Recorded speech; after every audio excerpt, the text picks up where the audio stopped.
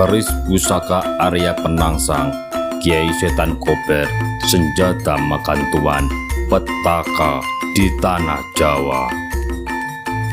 Keris adalah senjata pilihan bagi para petinggi kerajaan, malah seringkali sebagai pusaka, yakni senjata yang mempunyai kesaktian.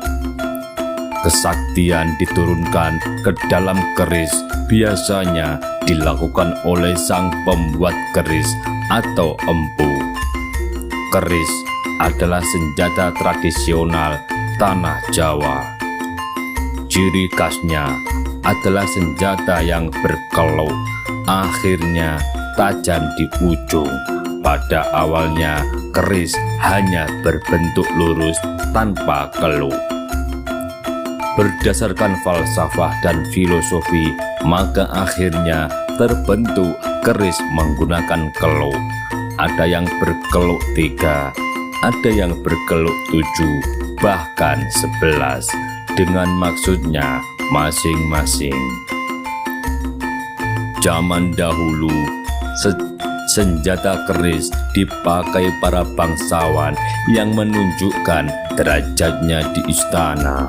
Pembuat keris pada masanya adalah seorang ahli yang disebut sebagai empu, atau empu sebutan sebagai ahli pembuat keris.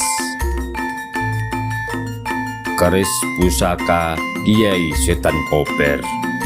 Keris pusaka Setan Kober dibuat oleh Empu Sukomandrani, putra seorang empu di Tuban, Jawa Timur. Supomandrangi kemudian memeluk agama Islam dengan menjadi murid Sunan Ampel, dengan tetap membawa kemampuannya membuat keris.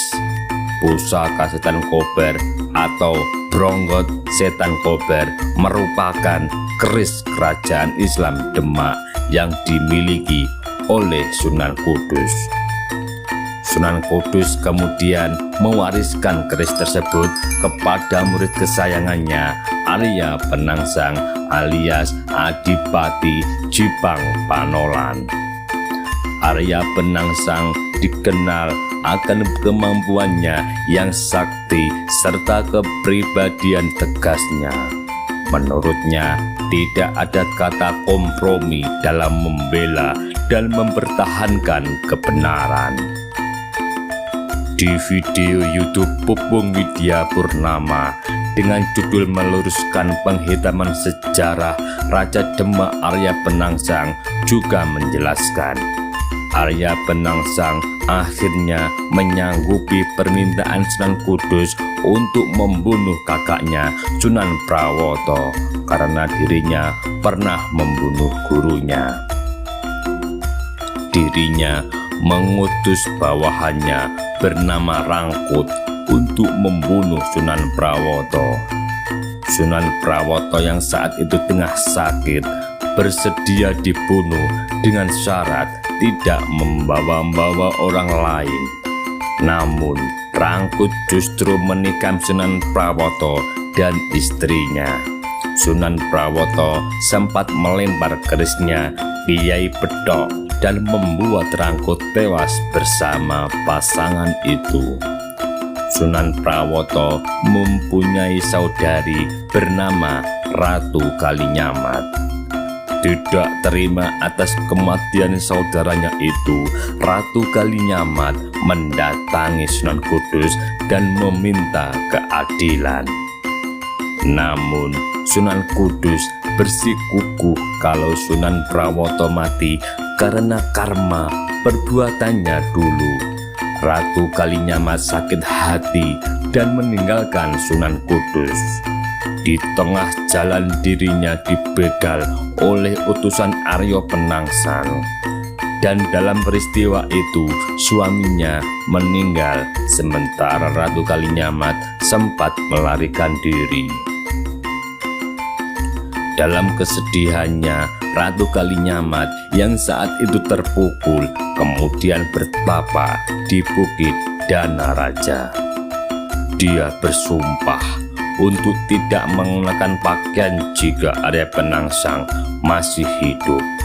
Dirinya bahkan berjanji akan memberikan seluruh hartanya bagi siapapun yang bisa membunuh Arya Penangsang.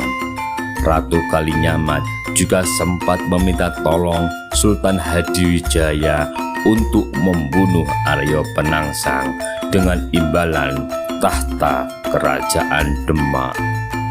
Namun Sultan Hadiwijaya menolak tawaran Ratu Kalinyamat. Ratu Kalinyamat membuat sambara, barang siapa yang bisa membunuh Arya Penangsang, maka dia akan mendapat hadiah berupa wilayah Mataram dan Pati. Peperangan antara kerajaan Pajang dan Jipang pun tak dapat dihindarkan dan berlangsung di tepi sungai Bengawan Solo. Arya Penangsang dengan menunggangi kudanya Gagak Rimang langsung menyeberangi sungai dan berperang melawan Sutawijaya, Senopati Pajang yang membawa tombak pusaka kerajaan Demak, tombak Kiai Pleret. Saat itu Arya Penangsang terkena serangan tombak di bagian perut oleh Kiai Pleret. Namun di tengah kondisi tersebut Arya Penangsang masih sanggup untuk bertarung. Sutawijaya berhasil menghunus tubuh Arya Penangsang hingga robek. Namun karena kesaktian yang dimiliki Arya Penangsang membuatnya tetap bertahan. Arya Penangsang dengan kisah heroiknya berhasil memojokkan Sutawijaya dan berniat membunuh Senopati Pajang tersebut. Saat akan mengeluarkan keris andalannya yang dikenal dengan nama Setan Kober, ususnya yang dililitkan pada gagang keris malah terpotong hingga membuatnya meninggal.